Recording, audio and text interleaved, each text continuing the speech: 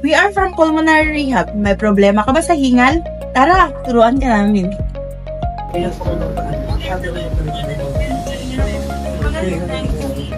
We are from Pulmonary Rehab. Of course, kaya nga namin sabayan. Hi, Daddy. Yung waiting mo. Inhale, exhale lang.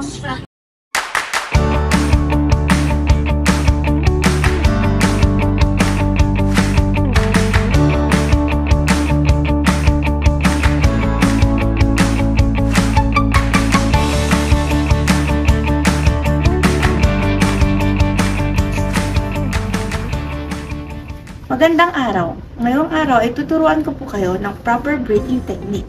Ang una po natin gagawin ay ang tinatawag na pursed lip breathing. Una po, tayo po ay hihinga sa ating ilong ng 2 segundo at ilalabas po natin ang hangin sa ating bibig ng 4 hanggang 6 na segundo na parang sumisisipol. So, gawin po natin. Inhale, exhale. Isa pa po. Inhale, exhale.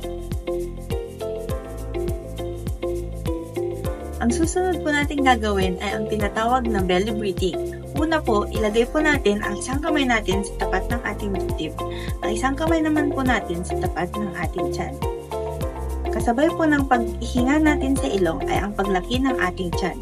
Kasabay naman po ng pag-exhale po natin ay ang pagliit ng ating tiyan or pwede po natin itulak. Inhale, exhale. Inhale, exhale. Good morning, sir. Good morning, ma'am.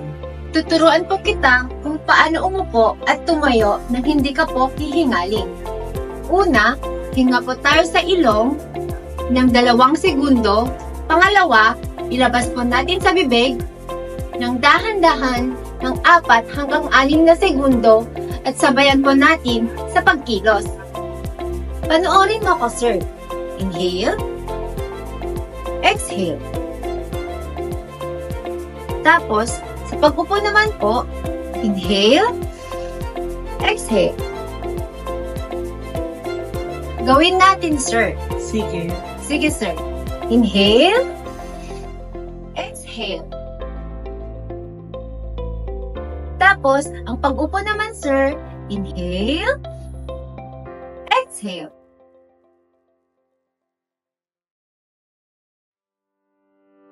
Magandang araw po, ma'am.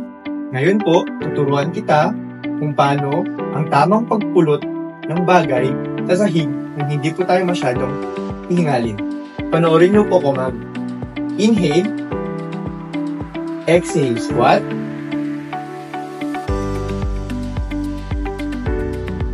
Pulot, inhale, exhale, tayo. Nakuha po ba natin, ma'am? Okay po, gawin po natin. Okay na po, ma'am. Inhale, exhale, squat. Kunin ang gamit. Inhale, exhale, tayo. Okay po, ma'am. Magandang araw, ma'am. Ngayon po ituturuan kita kung paano po umakyat sa hagdan na isabay po natin yung breathing technique po natin. Ang una po natin gagawin, inhale muna sa ilong, 2 segundo, exhale sa bibig, dahan-dahan, 4 hanggang 6 na segundo. So, gagawin ko po muna, ma'am, mamaya kayo po yung gagawa. Inhale, exhale, 1, 2, 3, 4. Pag hindi naman po kaya yung 4 na step, ma'am, pwede lang po 2.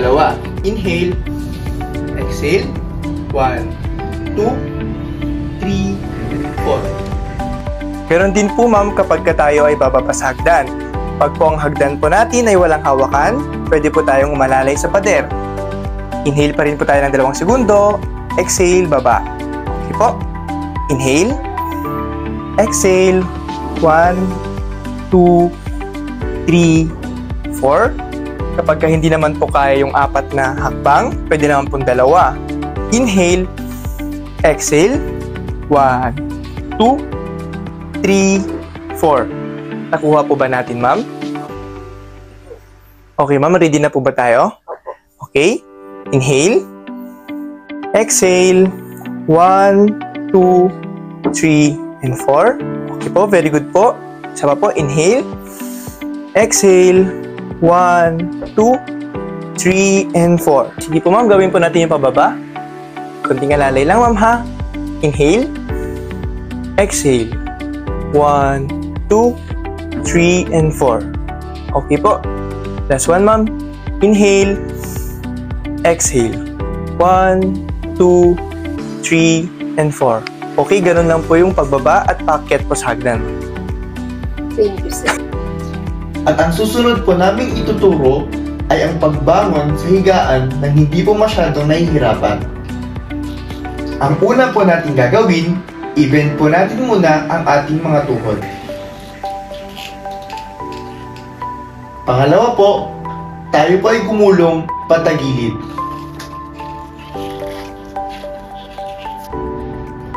At ang pangatlo po natin gagawin ay ibaba natin ang ating binti at itulak natin ang ating sarili ng dahan-dahan pataas gamit ang isang kamay.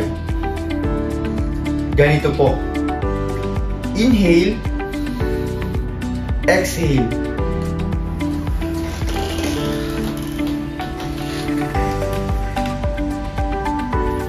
At ang panghuli po namin ituturo ay ang pagligo ng hindi masyadong nahihirapan at hinihingal. At magbibigay po ako ng tips.